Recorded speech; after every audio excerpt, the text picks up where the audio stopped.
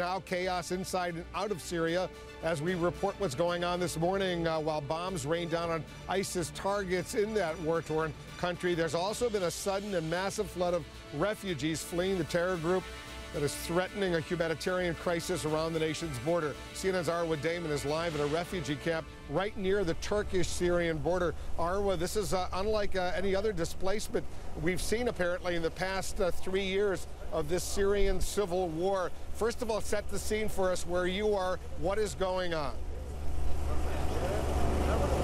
Well, this is one of the border crossings that the refugees have been coming across, 158,000 according to UNICEF since Friday. This is an unprecedented number since the beginning of the Syrian civil war 3 years ago. A lot of them coming across absolutely despondent, dejected, having waited overnight on the other side. You can just see the conditions out here. It's hot, it's windy, it's dusty.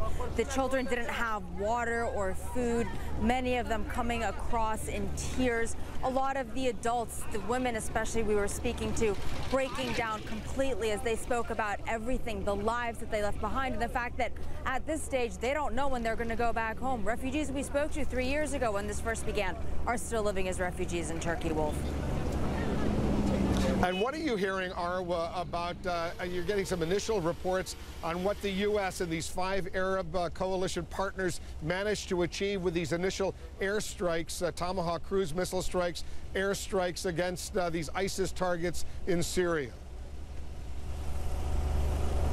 Well, the Syrian Observatory for Human Rights is reporting that at least 70 militants were killed, hundreds more were wounded, saying that according to their sources at least, and we can't independently confirm this, the wounded were being transported back across the border into Iraq. That being said, though, Wolf, ISIS had been anticipating these types of airstrikes from the U.S. and had evacuated a lot of its key locations and split itself up into smaller groups, had also been in the process, according to analysts that have been watching their movements very closely, and hiding a lot of the artillery, the weaponry that they had at their disposal, especially in the cavernous landscape between the Syrian and the Iraqi border. One Syrian activist who we spoke to in Raqqa said that they had appeared to have changed their behavior. ISIS militants now much more prominent in the streets. Also, he was saying, taking over people's homes. So while this may seem like a very significant act, and it was, and the fact that the U.S. has put this coalition together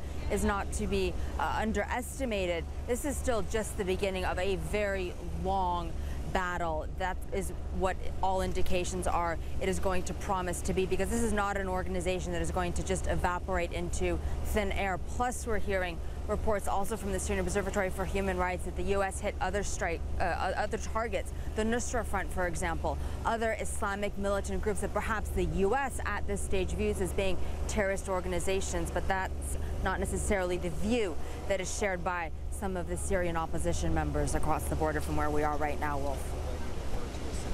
And so you're there in Turkey, you're right on the border with Syria.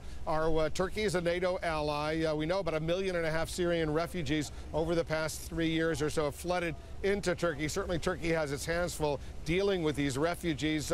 But what are you hearing about Turkey's willingness to allow U.S. warplanes to use Turkish air bases to launch these kinds of strikes against ISIS targets in Syria? Will Turkey cooperate militarily with the U.S.?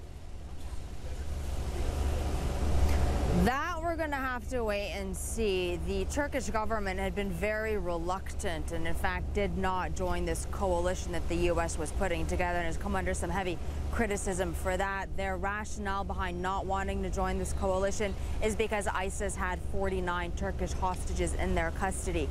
Their release was negotiated over the weekend, the details of that not being put out to the public at this stage. But the Turkish president, Recep Tayyip Erdogan, did come out on Sunday saying now that the hostages had been released, Turkey could perhaps be in a position where it would be taking more aggressive action.